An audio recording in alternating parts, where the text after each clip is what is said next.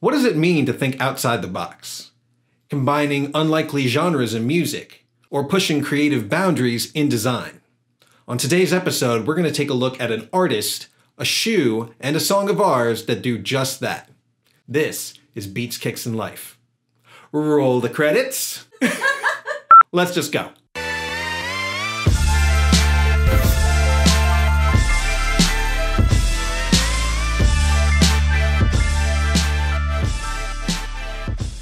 Welcome to another episode of Beats, Kicks, and Life. Thank you so much for tuning in. I am your host, John Lall. We are going to talk about a number of things today, including the Air Max 90 Viotech 2.0 and one of my favorite underground artists who is blowing up as we speak. Before we get into all of that, make sure you do us a favor, hit that subscribe button, ring that notification bell. I promise you all that stuff goes a long way in helping us out to make sure that we can bring you more content just like this. And without further ado, let's bring you the Air Max 90 Viotech 2.0. Okay, here we are, everybody.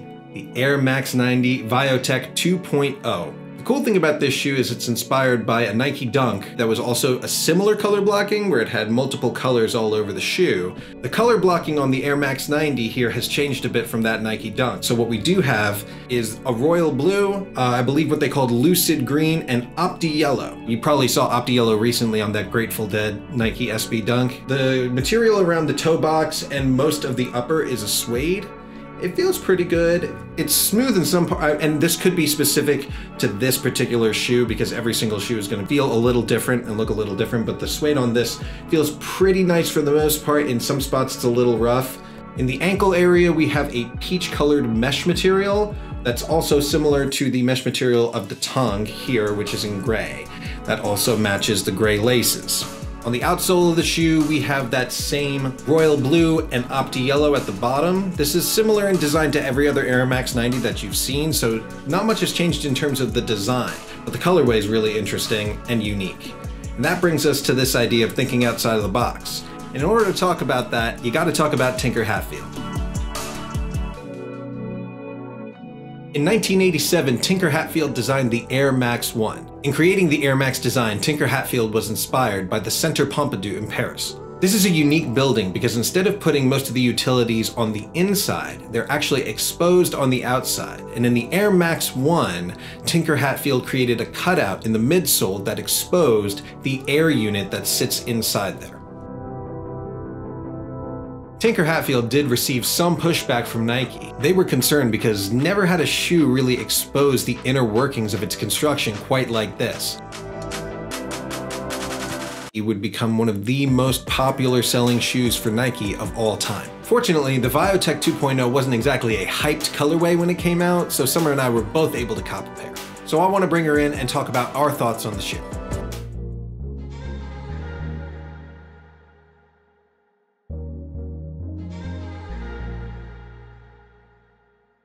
All right, welcome back, Summer. Thanks for joining us again.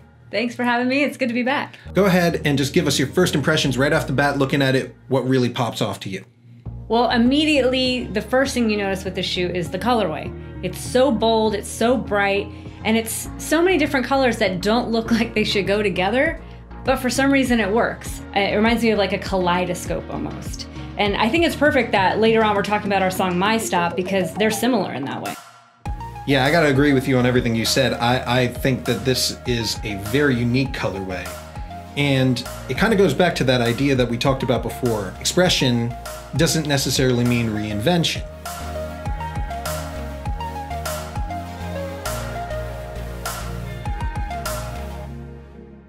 And that's the Viotech 2.0. What do y'all think? Is this a colorway that really stands out to you? Is this a shoe that you need to pick up? Let us know in the comments down below.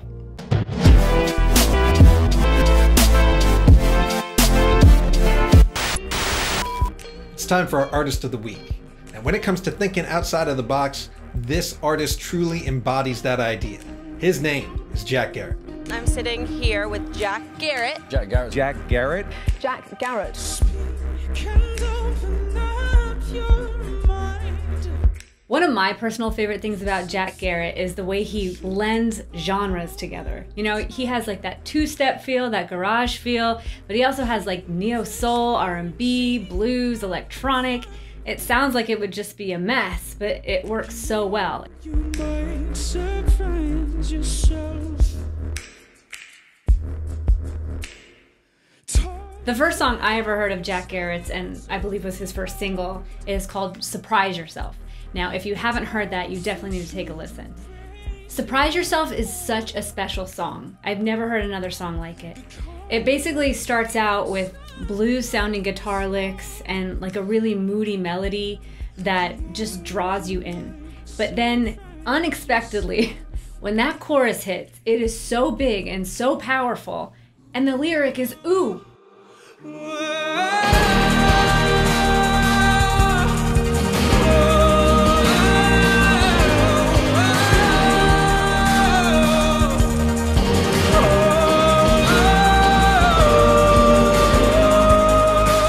The theme of Surprise Yourself is all about facing your fears.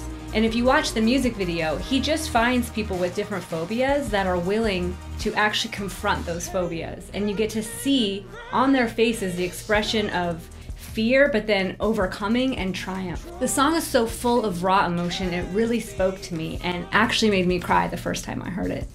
An interesting thing to note about Jack Garratt is that he is part of a special club of artists that won 2 major awards in the same year. He won the Brits Critics' Choice Award. He also won the BBC 2016 Sound of Award. Part of that same club are artists like Adele, Sam Smith, and Ellie Goulding.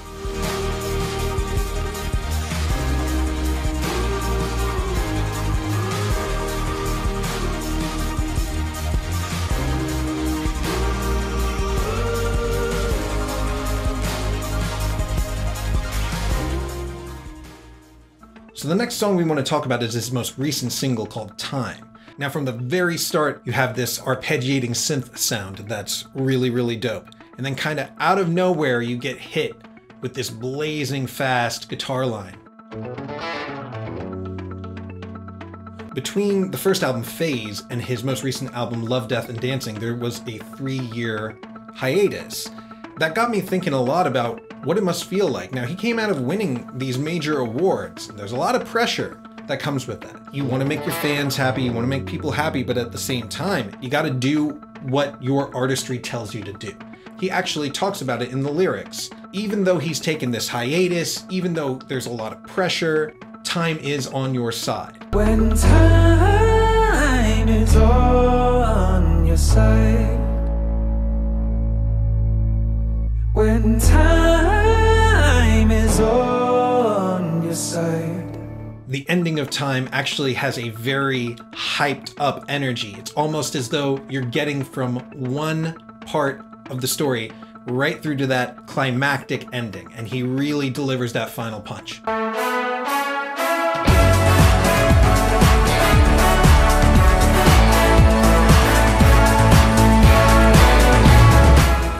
And that's our Artist of the Week. You can check out Jack Garratt on all major digital platforms. We're going to leave some links for you down below so you can take a listen.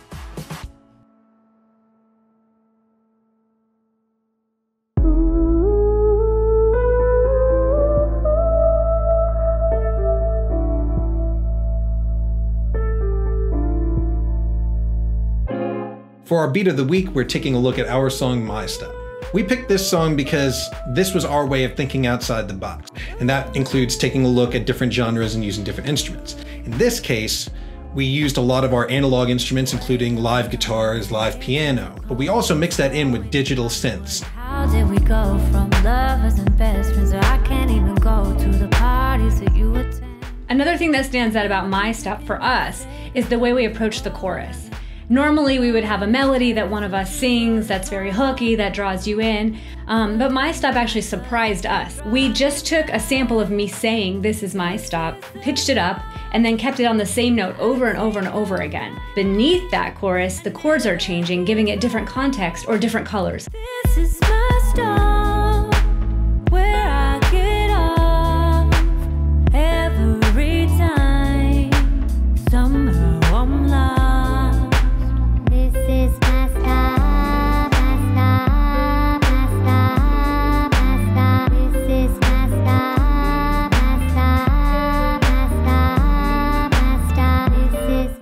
And another thing that we can take a look at is the lyrics. Now, we talk a lot about how there can be a pressure to kind of always surpass yourself and always have that, you know, brand new creativity, something that's really fresh and forward.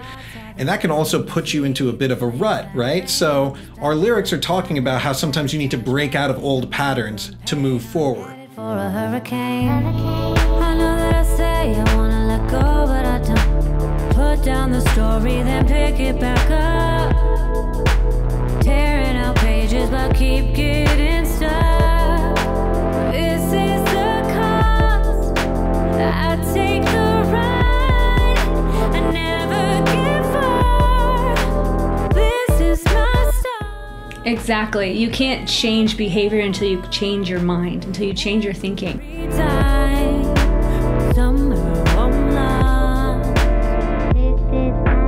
In a sense, the song is actually very thematic to what it's talking about, which is travel. The first part of the song starts off with this kind of jazzy, more organic sound. The second verse, you're getting into more electronics.